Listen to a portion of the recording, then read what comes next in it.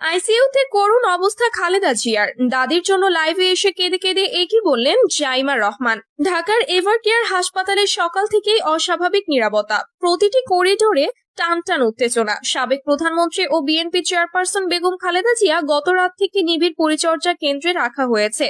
চিকিৎসকদের ভাষায় পরিস্থিতি অত্যন্ত সংকটজনক। চিকিৎসক দলের সদস্যরা জানিয়েছেন, হঠাৎ করেই তার রক্তচাপ অস্বাভাবিকভাবে ওঠানামা করতে থাকে, একই সঙ্গে শ্বাসকষ্ট বিপজ্জনক মাত্রায় পৌঁছায়। রাত 2টার দিকে দ্রুত তাকে আইসিইউতে স্থানান্তর করা হয়। ডাক্তাররা বলছেন বয়সজনিত জটিলতা, দীর্ঘদিনের লিভার সমস্যার পাশাপাশি সাম্প্রতিক হৃদযন্ত্রের অনিয়মিত ওঠানামা তার অবস্থাকে আরো জটিল করেছে। এই অবস্থার খবর মুহূর্তেই ছড়িয়ে পড়লে ঢাকার গুলশান, বনানী সহ বিভিন্ন এলাকায় দলীয় নেতাকর্মীদের মাঝে দেখা যায় উৎকণ্ঠা। হাসপাতালে ভিড় না করার অনুরোধ থাকলেও অনেকেই বাইরে দাঁড়িয়ে দোয়া পাঠ করতে দেখা যায়। পরিবারের সদস্যরাও রাতভর হাসপাতালে অবস্থান করেন, কিন্তু আজ দুপুরে পরিস্থিতি আরো আবেগঘন হয়ে ওঠে। যখন লন্ডনে অবস্থান করা খালেদা জিয়ার নাতনি জাইমা রহমান সামাজিক যোগাযোগ মাধ্যমে লাইভে এসে দাদির অসুস্থতা নিয়ে কান্নাকাটির কণ্ঠে কথা বলেন।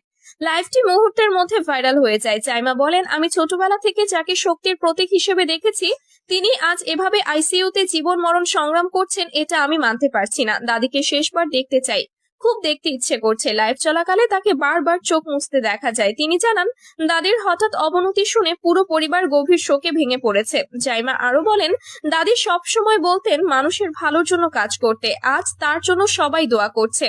এটা আমাদের পরিবারকে সাহস দিচ্ছে। জাইমার এই আবেগময় বক্তব্য নজিরবিহীনভাবে ছড়িয়ে পড়ে। লন্ডন, দুবাই, অস্ট্রেলিয়া, মালয়েশিয়া সব জায়গায় প্রবাসী বাংলাদেশিরা দোয়ার আয়োজন শুরু করেন। সামাজিক যোগাযোগ মাধ্যমে হাজার হাজার মানুষ তার সুস্থতার কামনা জানাতে কমেন্ট করেন। এদিকে হাসপাতালে গঠিত বিশেষজ্ঞ মেডিকেল বোর্ড চিকিৎসা নিয়ে ধারাবাহিক আলোচনা চালিয়ে যাচ্ছে। হাসপাতালের একজন চিকিৎসক নাম প্রকাশ না করার শর্তে বলেন, আমরা সর্বোচ্চ চেষ্টা করছি, তবে রোগীর বয়স বেশি এবং দীর্ঘদিনের জটিল রোগ রয়েছে, তাই প্রতিটি মিনিটই গুরুত্বপূর্ণ। আইসিইউর বাইরে অবস্থানরত এক নেতাকর্মী বলেন, নেত্রী দেশের জন্য অনেক কিছু করেছেন, আজ আমরা শুধু চাই আল্লাহ তাকে আবারও আমাদের মাঝে ফিরিয়ে দিন। এদিকে জাইমার লাইভে আরো একটি বিষয় বিশেষভাবে আলোচনায় আসে।